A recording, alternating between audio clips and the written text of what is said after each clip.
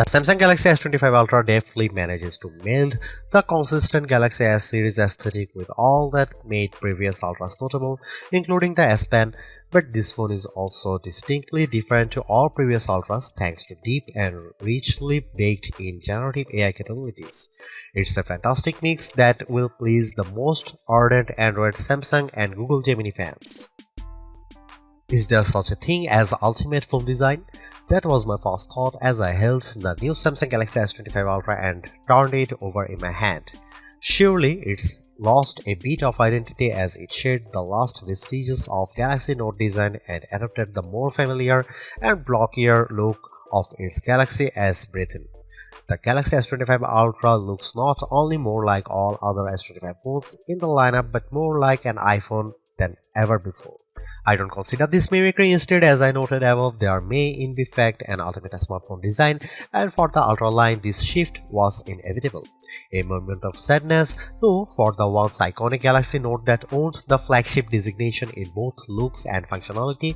It was the only smartphone virtually industry-wide that included an integrated stylus. Somehow, Samsung has managed this slimmer, lighter and squarer makeover without losing space for the S Pen, which alone is an achievement worth celebrating. Fine, however, people are done talking about the new design, including a slightly larger screen than the S24 Ultra. They will likely become obsessed with the deeply integrated AI experience. With the S25 line, Samsung has effectively blurred the lines between Galaxy AI Bixby's system-level AI actions and Google's Gemini's generative AI capabilities, and Samsung isn't shy about presenting its partners' capabilities. They are accessible through a long press of the power button, and while the connections between Gemini, Google's apps, and Samsung's apps isn't always seamless and automatic, when it works, it's smooth and quite useful. There are promises in here of a deeper understanding of you by watching not just what you do on the phone but how Samsung connected wearables like Galaxy Rings, Galaxy Watch and SmartThings accessories gather data and understanding of your physical and smart home-based activities. Ultimately, that information is presented as part of now brief home screen widgets that give you, among other things, morning and evening briefs. That tracking might sound scary if Samsung hadn't worked closely with silicon partner Qualcomm to ensure that the Snapdragon 8 Gen 8 Elite for Galaxy has a silicon core that's devoted to your personal data engine, and if it weren't for Samsung's liberal use of its Knox security both of the phone and across its ecosystem of devices. In my time reviewing the S25 Ultra, I saw some personal insights in my briefs but not enough for them to be meaningful. I think this is the kind of feature that will bear fruit after weeks of using the phone and essentially training the AI to understand you. AI can be found sprinkled throughout the system, including in photography, which is a good thing since Samsung has done little to upgrade the physical camera array. Of the 5 cameras, only one got an upgrade, the ultra-wide, which is now a 50 megapixel camera. On the other hand, Samsung has upgraded its Pro Visual engine, and as a result, photography is generally even better than on the Samsung Galaxy S24 Ultra. And if your photographic skills aren't up to snuff, you can now ask Gemini to suggest changes based on the quality of your own photos. There are more powerful tools for generating AI images and making AI alterations to existing photographs. Sketch to image is more powerful than ever, and I found that using the S Pen with sketch to image generated incredibly realistic AI editions. Samsung's AI integration also extends to sound. It can recognize music playing in a video or hummed by you, and it's also adept at cleaning up messy audio in videos you shoot. This is a better looking, faster, smarter and longer lasting Ultra than any that's come before it, and it still costs the same $199 US. The Samsung Galaxy S25 Ultra was unveiled at Samsung's Galaxy Unpacked event on January 22. It's available to pre-order now in a choice of 4 colors wherever to buy: titanium silver blue, titanium white silver, titanium grey and titanium black, and 3 more that are exclusive to the Samsung store: titanium jade green, titanium pink gold and titanium jet black. The phone ships in either 256GB or 512GB or 1TB storage configurations, and every variant comes with 12GB of RAM. Samsung Galaxy S25 Ultra will begin shipping on February 7 for the following prices. The 256GB variant is $1,299, 512GB price is $1,499, and 1TB is $1,659. The Samsung Galaxy S25 Ultra drops the Galaxy Note look, completely replacing it with a look that reflects the Galaxy S aesthetic found across the S25 line, although it's not an exact replica of those phones. Yes, it has a flat titanium band wrapping around the body, but the corners are slightly squarer than those of the Galaxy S25 and S25 Plus. Compared to the S24 Ultra, this phone is at 162.8 by 77.6 by 8.2mm, slightly taller but also narrower and thinner. It's also considerably lighter at 218 grams compared to the S24 Ultra's 232 grams.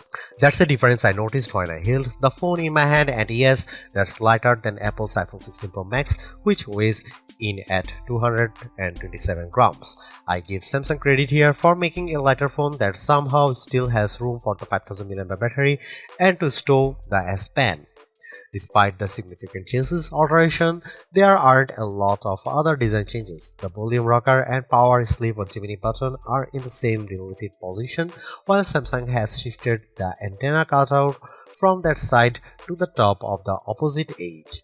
On the bottom is the same USB-C charging and data port, a wide slot for the base speaker, the span slot, and a SIM slot. That last slot is notable because while Apple's iPhone line in the US only offers eSIM support, the S25 Ultra offers a standard SIM and eSIM and includes dual SIM support. While the S25 Ultra's body is titanium, the front and back are swaddled in Gorilla Glass Armor 2, which includes the extra protection of ceramic. However, while this material might protect the phone from drops, it's still not scratch proof, and even though I have taken extreme care with my review unit, I'm still noticing some long scratches on the display. They are not deep and they are not noticeable when the screen is off. Still, I wait the day when a smartphone manufacturer can deliver a truly scratch-proof display. Overall, I like the new look and feel of the Samsung Galaxy S25 Ultra, and I don't mind that it's lost a bit of its distinctive Note aesthetic. This is a big screen handset that I enjoy holding and using. Samsung has managed to make the Galaxy S25 Ultra screen 6.9 inches, that's 0.1 inches larger than the S24 Ultra's screen, and it's all thanks to a 15% smaller bezel surrounding the display. This change to the screen size is almost the full extent of changes between the S24 Ultra and S25 Ultra. It's still a Quad HD Plus display that's capable of running 3120 by 1440 pixels, which is higher res than the iPhone 16 Pro Max's 2868 by 1320 Super Retina XDR display. You won't see that S25's Quad HD Plus resolution though unless you dig into setting and switch from the default Full HD Plus resolution, and there's a good reason to leave well enough alone, as the Full HD Plus resolution looks excellent in most situations and you will get better battery life by sticking with the lower resolution. This is still an adaptive refresh rate display, auto switching from 1Hz to 120Hz on an as needed basis. Again, you can save a bit of battery life by switching to 60Hz, but the battery smooth motion is, in my opinion, worth the trade-off. There is one notable update that's not to the display itself, but the display is where you will see it.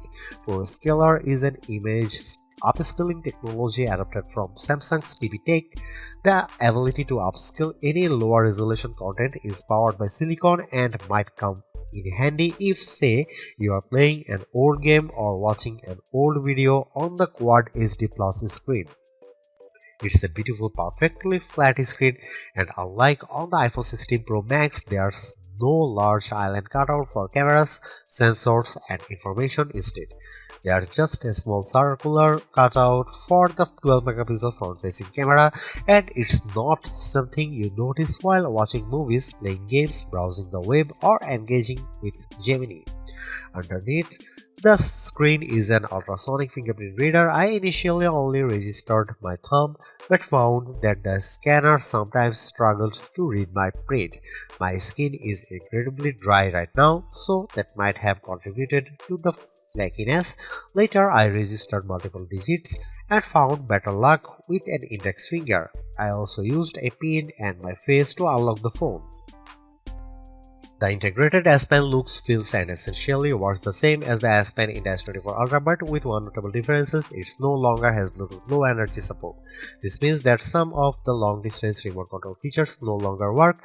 You can't use them button on the Pen 2, for instance, advanced lights. Samsung told me they removed BLE support because so few people were using the related features, and I can say that I didn't miss it in my tests.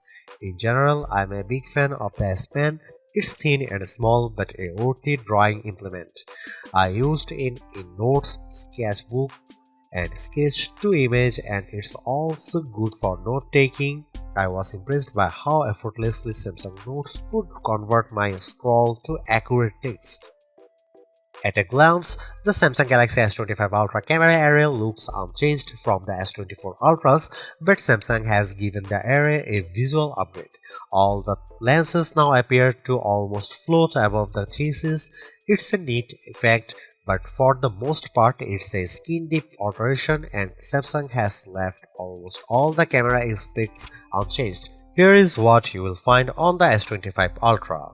You get the same 200 megapixel main sensor, 50 megapixel 5x telephoto, 10 megapixel 3x telephoto, and 12 megapixel front shooter found on Samsung's previous Ultra model. The only new camera of the bunch is the 50 megapixel ultra wide.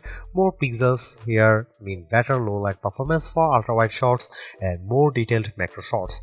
As evidenced in my test, this is mostly because the camera defaults to bind shooting, which means it's combining roughly 4 pixels for each one in the final image. Similarly, you will do most of your 200 megapixel main camera shooting in a pixel binned 12 megapixel mode. Here are some camera samples of Samsung Galaxy S25 Ultra.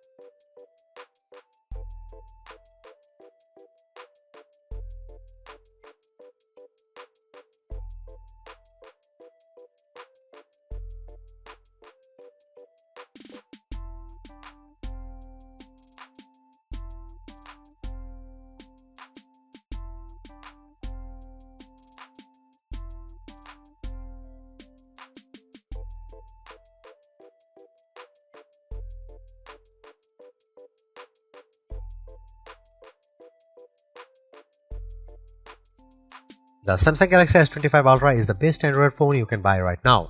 Interacting with AI has never felt more natural or useful. In addition, the phone's gorgeous screen, helpful S Pen, solid battery life, and class-leading power all contribute to Samsung's most well-rounded offering. Top-tier cameras with exceptional zoom merely top it all off.